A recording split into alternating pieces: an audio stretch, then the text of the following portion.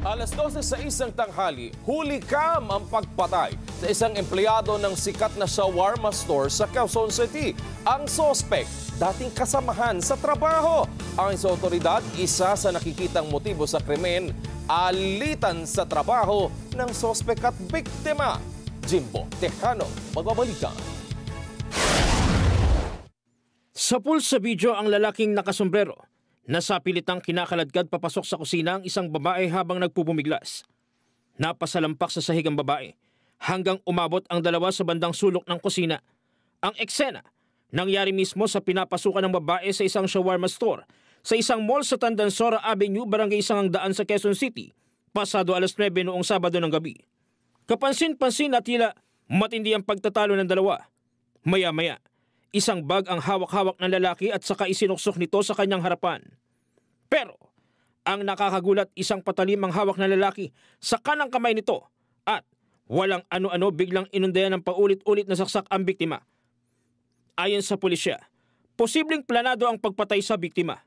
Alam niya na kung ano yung work schedule, kung ano ang opening time at closing time dyan sa mall, at the same time dito sa store. Kaya sinadya nitong na suspect na puntan ang biktima sa ganong oras dahil alam niya na closing time itong biktima at wala nang ibang tao dun sa store. Tila hindi pa nakontento ang suspect. Makaraang kumuha ng mas mahabang patalim sa kusina at pinagtataga ang babae. Nagpambuno ang dalawa, nagkaagawan sa kutsilyo at patuloy na nanlaban ang babae sa pag-atake ng suspect.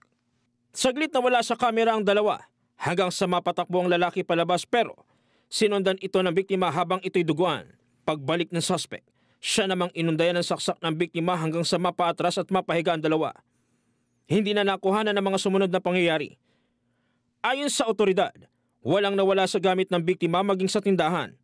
Isa sa nakikita ngayong motibo sa krimen, dating alitan sa trabaho. Ito pong suspect at ang biktima ay dating magkatandem dito sa mga stores at dati na silang magkasama sa trabaho for several months at nakaraang lamang 3 weeks ago ay nangyaring kinumpronta nitong biktima, itong suspect patungkol dito sa discrepancy ng kanilang inventory report.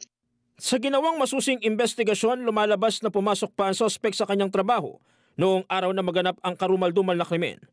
Pero tila may kakaibang napansin ang katrabaho nito. Nung pumunta siya dun sa kanyang trabaho, mga 10 o'clock, nakita dun sa mukha nitong suspect yung mga kalmot. So may witness po na makapagsabi dun sa present na trabaho nitong suspect. Linggo ng umaga nang madiskubre na ang bangkay ng biktima na duguan, wala ng buhay at tadtad ng saksak sa kanang bahagi ng kanyang liig at ibang parte ng kanyang katawan. Agad kong tinawagan ng deputy ko na para i-verify yung area at pagdating nila sa area, hinanap nila yung nakakita di manunong pakamatay at nakita nila may duguan, agad kaming magpatawag ng PNP. Pinakordonan ko yung area at pinuhold ko po yung nakakita. Kinilala ang biktima na si Laika Bernardo, 25 taong gulang na taga Quezon Province. Sa tulong ng CCTV at ilang gamit ng suspect gaya ng ID, nakilala ang lalaki na si Eduardo Lagulao Jr. na dating katrabaho ng biktima na sa ngayon ay patuloy na tinutugis ng otoridad. Sa mga nakakilala sa suspect na kung maaari ay makipag-ugnayan lamang dito sa ating mga kapulisan at kung mayroon man po silang may nalalaman dito tungkol sa insidente na ito ay maaaring pumunta lamang sa pinakamalapit na hustisya na himpilan ng pulisya sa kanilang lugar. Nakatakdang iburo ng labi ng biktima sa kanyang probinsya sa Quezon. Patuloy rin ang investigasyon ng otoridad sa nangyaring pagpatay. Jim Tejano, para sa mata ng Agila, matatag, matapang, matapat.